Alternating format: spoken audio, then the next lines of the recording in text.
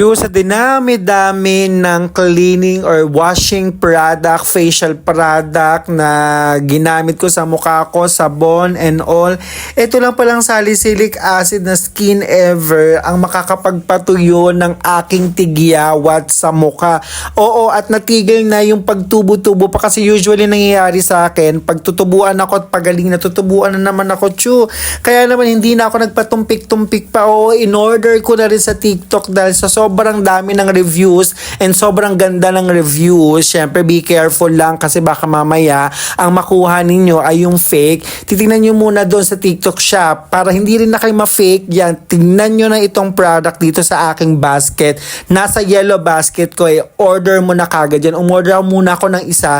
Tatry ko lang kung maganda siya and effective naman siya. Ang ginagawa ko, eto na yung pang final touch ko, yung pang facial wash ko bago ako matulog or after ko mag-apply ng sabon sa mukha ko, nag-facial wash na ako. Ngayon siguro, pang third day ko na, i-reveal ko sa inyo or mag-review ulit tayo kung anong mangyayari sa akin after 7 days mga katsu, kung effective nga ba talaga tong salicylic acid ito kasi sabi nila, it is good for the oily face and pangtanggal ng mga acne at saka iniiwasan niya yung clogging ng mukha para magkaroon ng clog na nagiging cause ng tigyawat. Especially yung mga dirt maghapon sa labas na napupunta sa mukha natin. Especially lalo na ako yung nagmumotor ako talagang mausok at napakadaming alikabok na napupunta sa mukha ko.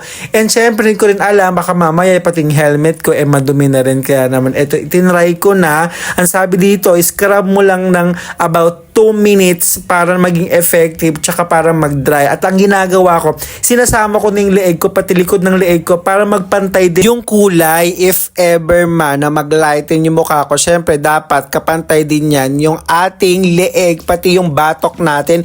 Yes, mga kachu, para lang hindi tayo magmukhang espasol yung mukha natin. Pero syempre, ang pinakagusto ko talaga dito, yung pagtuyo ng mga tigyawat ko. So, sana effective to and ako i-reviews natin yan. Pero kung gusto mo rin itry, na andyan lang sa yellow basket ko, ang gawin mo i-check out mo na para dumating na rin sa'yo. And may kasama na pala to. May free na po ito. Yan, yung salicylic acid, acne treatment, ice, sleep mask. Ina-apply to pagkatapos ng facial wash para hindi maging dry yung balat mo habang natutulog ka. Kasi sa gabi, I believe, nagre-regenerate ng sariling oil yung mukha natin habang tulog tayo. Kaya nga importante din na kompleto yung ating tulog. And of course, syempre, dapat naging malinis muna yung mukha natin bago tayo matulog. It is not being kaartihan, pero syempre, dapat inaalagaan din natin yung ating mukha. Pag maraming tigyawat, nakakawalan ng confidence. Kaya naman umorder ka na, mag-check out ka na, now na.